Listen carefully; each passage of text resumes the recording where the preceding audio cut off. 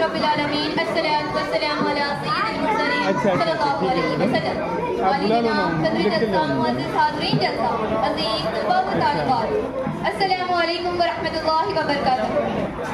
الحمدللہ ہر سال کی طرح اس سال بھی انتظامی کمیٹی حضرت سید شاہ جلال بخاری رحمۃ اللہ علیہ کی جانب سے طلباء و طالبات میں دینی شعور بیداری کے لیے تقریر و تحریر اور نعت خوانی مقابلے منعقد کیے جاتے ہیں جو قابل تحسین ہیں۔ اللہ تعالیٰ جزائے خیر عطا فرمائے۔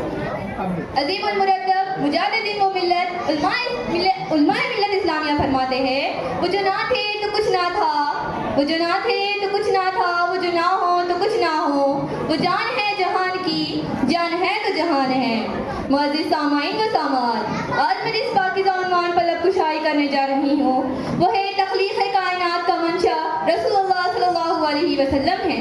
یہ بات کوئی مبالغہ نہیں، حقیقت ہے۔ جس دن نور مصطفیٰ جان رحمت صلی اللہ علیہ وسلم پیدا ہوئے وہ دن صرف آپ صلی اللہ علیہ وسلم کی ولادت کا دن نہ تھا بلکہ ساری کائنات کی پیدائش کی اصل وجہ کا اعلان تھا۔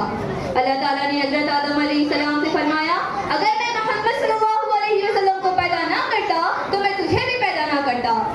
میرے عزیزوں، کیا تم نے کبھی سوچا ہے کہ یہ چاند، سورج، ستارے، زمین و آسمان، فرشتے اور انسان آخر کیوں پیدا کیے گئے ہیں؟ تو جان لو یہ سب کچھ اس لیے ہے کہ نور مصطفیٰ جان رحمت صلی اللہ علیہ وسلم پیدا ہو، جلوہ گر ہو اور اپنے رب کے جمال کو ساری دنیا کو دکھا سکے۔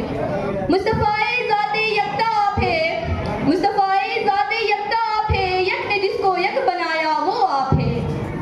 حضرت جابر رضی اللہ تعالیٰ عنہ نے عرض کیا یا رسول اللہ نے سب سے پہلے کیا پیدا کیا؟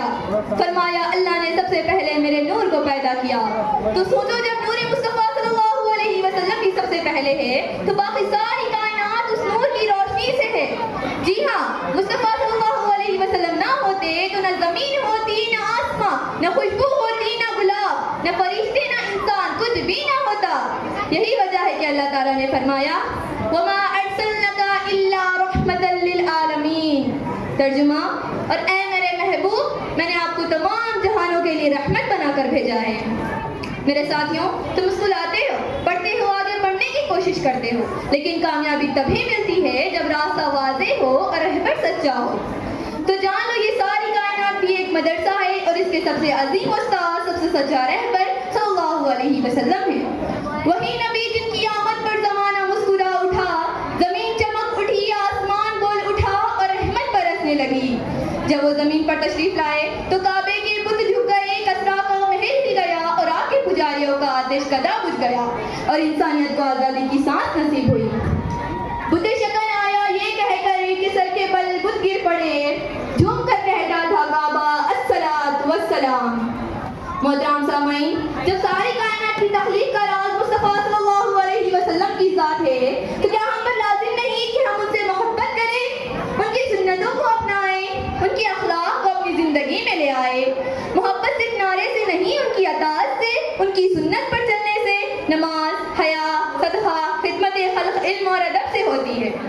آئیے ہم عہد کریں گے ہم رسول اللہ صلی اللہ علیہ وسلم سے سچی محبت کریں گے اور ان کے نقش قدم پر چل کر اپنی زندگی کو روشن کریں گے۔ اے وجائے تخلیق کائنات، اے وجائے تخلیق کائنات، تیرے صدقے جانے جانا، تیرے قربان جانے جانا۔